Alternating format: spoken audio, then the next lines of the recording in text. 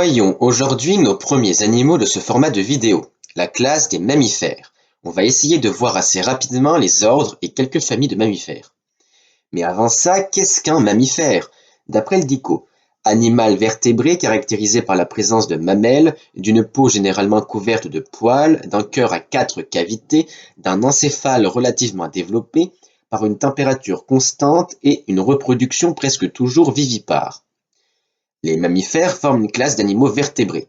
Ils possèdent des glandes mammaires. La plupart des mammifères ont des poils et la quasi-totalité sont homéothermes qu'on pourrait qualifier d'animaux à sang chaud, c'est-à-dire que leur température est régulée et toujours la même malgré les changements de température environnants. Contrairement aux animaux à sang froid dont la température dépend de la température extérieure. Et ils sont aussi pour la plupart vivipares. Les mammifères, ou plutôt leurs ancêtres, apparaissent au Trias vers moins 220 millions d'années, mais ils deviennent importants seulement au Cénozoïque, à la fin de l'ère des dinosaures. Voyons maintenant les différents ordres avec les espèces les plus connues. Les carnivores. Caractéristiques, leurs mâchoires et leurs dents qui leur permettent de manger d'autres animaux, ils sont carnivores. Font partie de cet ordre les caniformes, plusieurs familles connues, celles des canidés, donc les chiens, loups, etc., les mustélidés, donc loutres, furets, etc., mais aussi les ours, les phoques, otaries et morses, entre autres. L'autre sous-ordre des carnivores sont les féliformes, auxquels appartiennent les félins, donc lions, chats, tigres, etc., mais aussi les hyènes, mangoustes et autres fossats. Le deuxième ordre, les cétiartodactyles. Caractéristiques, ongulés, donc espèces possédant des sabots, avec ici un nombre pair de doigts. On y trouve les camélidés, donc dromadaires, chameaux et autres lamas et guanacos, les suidés, c'est-à-dire les cochons, sangliers et apparentés, mais aussi les girafes, les cervidés, donc cerfs, élans, etc., les bovidés, donc vaches, moutons, chèvres et antilopes, et aussi les cétacés, donc baleines, dauphins et orques. Autre ordre, les chiroptères, caractéristiques, mammifères volants capables d'écolocation. Bon, vous l'avez deviné, ce sont les chauves-souris. Pub, vous voulez apprendre plus de choses? Venez sur TikTok, une vidéo y est postée quasi tous les jours. Continuons avec les périssodactyles. Caractéristiques, ce sont aussi des ongulés, mais contrairement aux cétiartodactyles, ils ont un nombre impair de doigts. On y trouve 3 familles, les équidés, auxquels appartient cheval, âne et zèbre, les rhinocérotidés, donc les rhinocéros, et les tapiridés, donc les tapirs.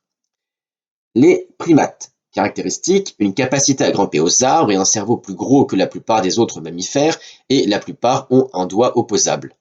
Les primates, ce sont les lémuriens, les loris, les tarsiers, et puis surtout les singes, donc l'homme bien sûr. Autre ordre, les rongeurs, le plus grand ordre des mammifères. Il existe plus de 2000 espèces de rongeurs. Caractéristique, une unique paire d'incisives à croissance continue sur chacune de leurs mâchoires. On trouve chez les rongeurs les castors, les chinchillas, les porcs-épics, les ragondins, et bien sûr toutes les souris, rats, écureuils, hamsters et marmottes. Mais pas les taupes et les musaraignes, qui sont des sauricomorphes. Mais on a aussi chez les mammifères les cingulata, c'est-à-dire les tatous, les erinacéomorphes, c'est-à-dire les hérissons, les lagomorphes, donc les lapins et lièvres, mais aussi les folidotes, c'est les pangolins, les pilosa, auxquels appartiennent les fourmiliers et paresseux. On a aussi l'ordre des Oryctéropes et les Siréniens, c'est-à-dire les dugongs et lamantins, dont une vidéo se prépare dans le concentré. Sans oublier les plus gros des mammifères terrestres actuels, les proboscidiens, les éléphants. Mais on a encore oublié quelques mammifères, tous les marsupiaux, kangourous, koalas, wombats et opossums entre autres, et les monotrèmes, les mammifères les plus étranges qui sont ovipares, c'est-à-dire qu'ils pondent des œufs, mais allaitent quand même leurs petits. Ce sont les échidnés et les ornithorynques. À retenir, les mammifères sont une classe d'animaux vertébrés qui possèdent des mamelles, sont pour la plupart vivipares et allaitent leurs petits. La quasi-totalité ont des poils et sont homéothermes. C'est la fin de cette vidéo, courte mais remplie d'informations. Elle survole seulement les ordres les plus importants et les animaux les plus connus. Mais rassurez-vous, d'autres vidéos de ce format rentreront plus en détail dans les différentes espèces de mammifères. En attendant, n'oubliez pas d'aimer celle-ci, de la partager et surtout, abonne-toi.